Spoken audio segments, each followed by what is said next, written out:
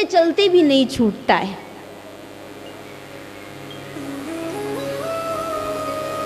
मुझे याद आता है एक बार एक बुजुर्ग थे, वो कोई बूढ़े व्यक्ति, तो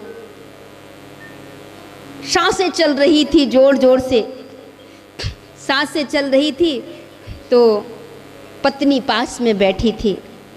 उसको लगा कहीं अंतिम समय निकट ना हो, तो उसने पूछा सब ठीक तो है? बोले कहाँ ठीक, पहले ये तो बताओ कि बड़ा वाला बेटा कहाँ है?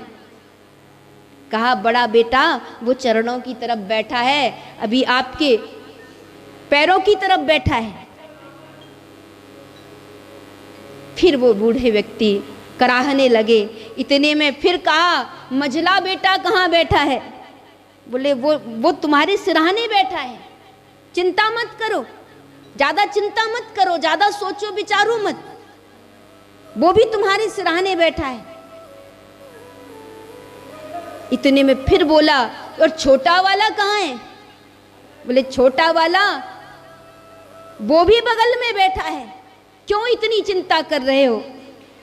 इतने में वो बोला कि कमबख्तों सब के सब यहीं बैठे हो तो दुकान कौन देख रहा है? चलते चलते भी दुनिया, चलते चलते भी माया नहीं छूटती। लेकिन नहीं मरे उस दिन। फिर 2, 4, 8 दिन हुए, उस दिन फिर जोर जोर से सांसें चल रही थी। तो जैसा बाप वैसे ही बेटे भी। तो बेटों ने कहा पिताजी मरेंगे, अब इनको बड़े तामझाम से ले जाएंगे मरघट पे। बोले तामझाम क्या होता है? बोले सारे नगर की जितनी भी गाड़ियां हैं जितनों के पास, सबका काफिला बना के ले जाएंगे, ऐसे वैसे नहीं ले जाएंगे। अच्छा, इतने में बड़े बेटे ने जब ये कहा तो मझला वाला बोला इतना तामझाम करने की क्या जरूरत है? अरे अपनी कार है तो उसमें ही रख के ले चलेंगे।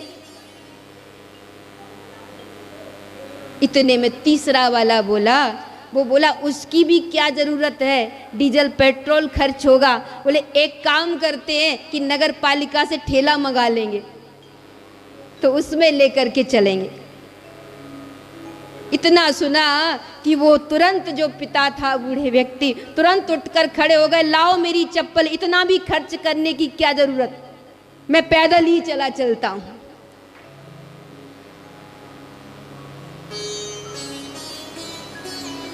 कोड़ी कोड़ी माया जोड़ी, अंत चले उठी रीते,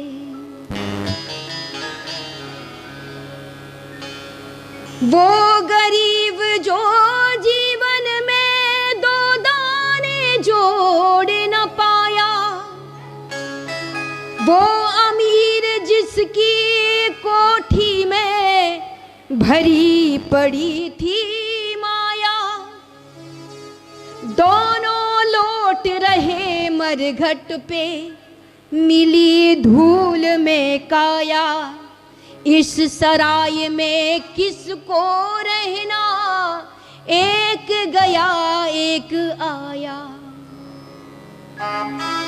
यही दुनिया का सत्य है। कबीर कहते ऊंचा नीचा महल बनाया, गहरी नींव जमाता है, चलने का मंसूबा नहीं, रहने को मन करता है। सदा टिकने को मन करता है, पर एक सीमित समय के लिए इस जगत में हमारा आना हुआ है, और उस सीमित समय में अनित्यम सुखम लोकमिमं प्राप्य भजस्व माम, भगवान कहता है कि तू संसार के भोगों में 2400 घंटे रत है, ये भोग एक दिन छूट जाएंगे। अनित्यम सुखम लोकमिमं, ये जो सुख जिन्हें तू सुख समझ रहा है ये नित्य नहीं है। प्राप्य भजस्व माम, इन भोगों को पा करके तू भगवान को भूल जाता है। हरेर नाम हरेर नामैव केवलम, एक हरि का नाम, एक भगवान का नाम, वो ही सार्थक है।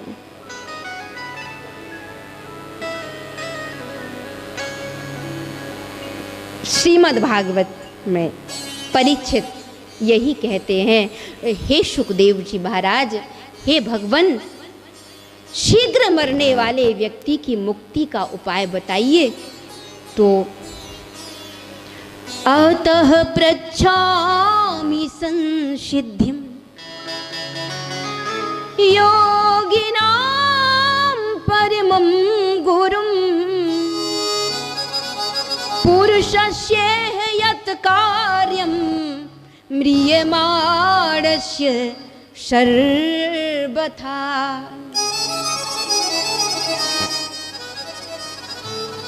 क्या करे कि जिससे जल्दी मरने वाले को जीवन में मुक्ति मिल जाए, जीते जी मुक्ति मिल जाए।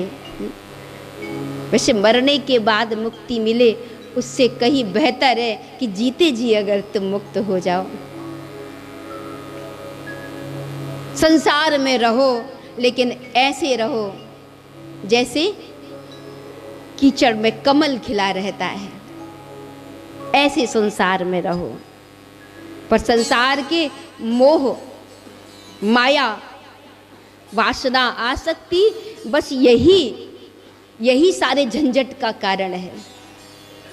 तो इसमें अगर भगवान को भजते रहोगे तो निश्चित ही प्रभु की कृपा बनी रहेगी, और कृपा ऐसी बनी रहेगी कि संसार में तुम भोगों को तो भोगोगे, लेकिन भोगों को भोगते हुए भी भगवान को सर्वदा याद रखोगे। श्री सुखदेव जी महाराज ने